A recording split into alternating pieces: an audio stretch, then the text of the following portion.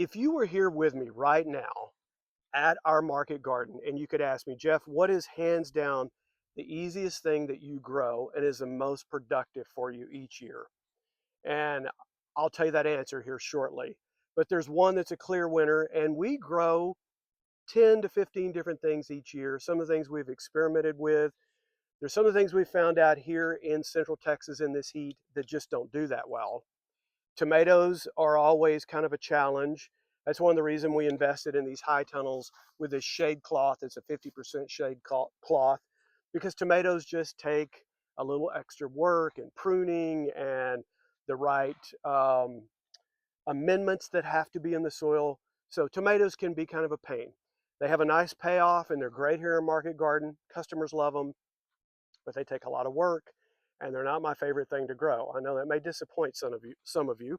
But the other thing is that does really is simple is these bush beans or green beans right here. This row may take me 20 to 30 minutes to prep. The planting takes at a maximum 10 minutes with my little earthway seeder as I direct seed these. So green beans are simple, they're productive. They're one of the easier things here in this market garden, but it's not the clear winner. And I will tell you, we do direct seed several things like carrots, like our beans or onions, but we start a lot of things in seed trays because they get that 10 to 15 day start as a little seedling, and then we transplant them into our rows. And there's a plant out there, there's a vegetable out there that is a clear winner for us that year in and year out has just yielded well. And I'm going to show you here in our propagation tunnel, and that's just a fancy word for where we have our seed trays and we have all these different starts. And I'm going to go down to one right down here, and that is radishes. And this is the Windstrip tray, 50 cell tray we use from Never Sink Farm. They're not a sponsor. Check them out. You don't have to use their seed trays, but we've found they really work well for us. But I'm going to come in here close. This is 48 hours. 48 hours, you can see we already have germination, and that is quick for a lot of things. To give you an example, I can move over here to spinach. This has been about 48 hours. We have a few, maybe you might look in close, but they're not quite germinating at the same speed as these radishes. And I will tell you, midsummer, whenever we get to the summer solstice, I think I'm saying that correctly, whenever the sun is at its peak in the summer, I will plant radishes, and 24 hours I'll come back out here and they're already germinated. And I've said this in other videos, I'll tell this for parents. If you ever want to show kids what germination is and what it looks like, get a little cup of soil, put your 2 or 3 radish seeds in there, water it well, and let your kids watch it over the next 48 hours. They will absolutely love it. It's a great way to show germination, radish seeds. So I've given it away. That is by far my favorite, easiest, simple. Transplanting is easy. So I'm going to show you where we transplant them in. Every year we try to keep them in the high tunnels just because it's a good place to keep them. We rotate them around to have crop rotation. It's always good to keep the insects guessing. Although that, again, another reason for radishes is they have very little insect pressure. They're just kind of a strong, pungent little growth there with, as you know, anybody who's eaten radishes, they're a little strong. They've got a punch to them, and insects must feel the same way about them. I personally love them, and I'll talk a little bit more about that. But let's go down. We'll take a look inside the West High Tunnel. And just go underneath the side here, and I'll show you. I keep a different group of radishes going all the time for our customers. These were planted, probably about 5 days ago. These were taken out of the seed tray. If you notice how closely, I've got these 1 to 2 inches apart. In the seed trays, we plant 3 seeds at a time.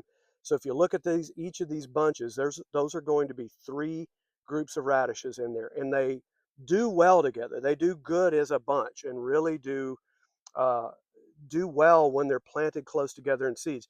This group right here is almost about a month old now.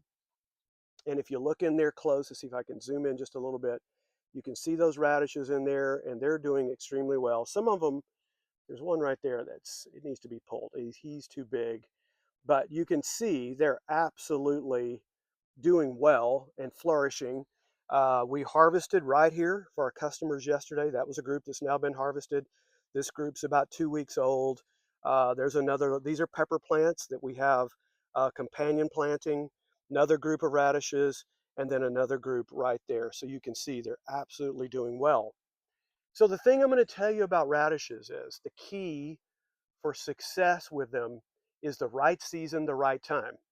Radishes are one of those plants when they get to the heat of the summer, as I was talking about the summer solstice a while ago. I've had a few, if I keep them wet, and again, we're in an area that's hot. You may be in a cooler area where you may get by with having radishes all the way through the summer. Here in our hotter climate, here in the Southwest, and I'm sure maybe even parts of the Southeast, you may start to get that splitting, and they just don't do as well in the warmer months. So I'm going to step outside the high tunnel. And that's that's the key. And that's the key with anything that you plant is to find the exact season when that thing thrives.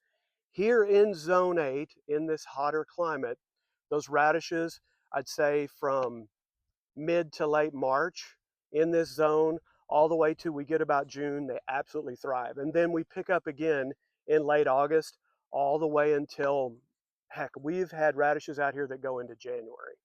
Because one of the reasons, again, we keep them in a high tunnel, which keeps them a little bit more protected. And as I've said in many of my videos, high tunnels don't really change the temperature that much. I will tell you, that's kind of a fallacy. They protect from high winds and pounding rains, things. They will keep some frost off, but as far as the actual temperature itself, we monitor inside our house each night, and you can look at the true outside temperature and the inside temperature of these high tunnels. It's virtually the same.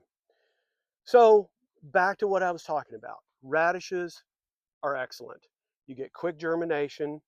They do well, and I will tell you, they are packed with all sorts of vitamins. If you go in and Google real quick, all the vitamins that you have with radishes, vitamin C being one of them, they're just packed with great vitamins. So they're good for you. I know not everybody likes them. I will tell you, I like them in a salad. I like them on sandwiches. Here in Texas, people put them on tacos. They're absolutely fabulous on tacos. First time I tried that was about 4 years ago, and I was like, well, that really has a little bit of a pop to it. And I'll tell you this, and this is going to sound gross, but I like to just take them by themselves, dip them in a little bit of mayonnaise, and eat them that way. I know, probably not good for you, but I do like them that way. And I'll just eat them raw, sometimes right out of the field. So just want to tell you that radishes are fantastic, easy to grow in those seed trays, transplant them out. And I will tell you, I have direct seeded them with my little earthway seeder, and they did well. They were sometimes they were a little bit sporadic, but as I've said many times, plants don't know where they're planted. So if they're not in a straight, nice row, who cares? Doesn't matter. So give radishes a try. If you don't like them, or if you have family members who do like them, then they'll absolutely love these.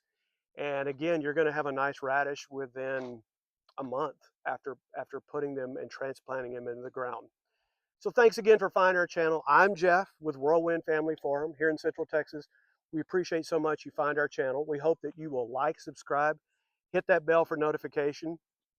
And our point of our channel is just to take you further along in that gardening process, to let you know it's not that complicated and you can do it as well. So give it a try. Thanks. Oh, and one more thing, we have another video over here you can check out.